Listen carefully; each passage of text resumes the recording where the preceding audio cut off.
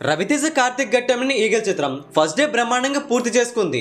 Day 1 చాలా వరకు మాట్లాడుకోవాలంటే మార్నింగ్ షోల కంటే ఈవినింగ్ షోల ఆక్యుపెన్సీ ఎక్కువ.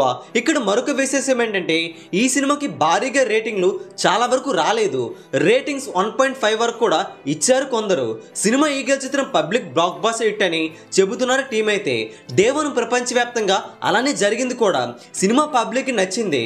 11,90,00,000 గ్రాస్ రావడం అంటే మామూలు మ్యాటర్ కాదని చెప్పాలి. డే 1 షేర్ 5,80,00,000 వరకు ఉంది. ప్రపంచవ్యాప్తంగా సినిమా డే 1 మాత్రం బ్రహ్మాండంగా ముగించుకుంది. డే 2 అడుగుపెట్టిన ఈగల్ చిత్రం కొద్ది వరకు చెప్పాలంటే 30% వరకు డ్రాప్ అయింది. ఇది హెల్దీ డ్రాప్ కూడా.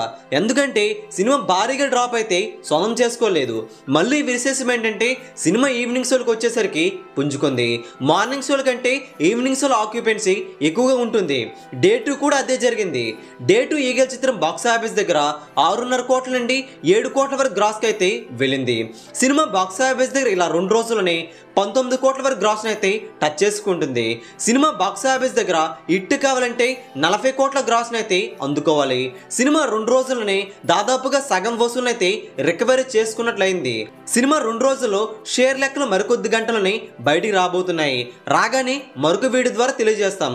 ఈ వీడియో అందరికీ తెలిసేలా లైక్ చేయండి, షేర్ చేయండి. లేటెస్ట్ బాక్స్ ఆఫీస్ అప్డేట్స్ కోసం మన తెలుగు సినీ స్టార్ ఛానల్ని వెంటనే సబ్స్క్రైబ్ చేసుకుని సపోర్ట్ చేసేయండి.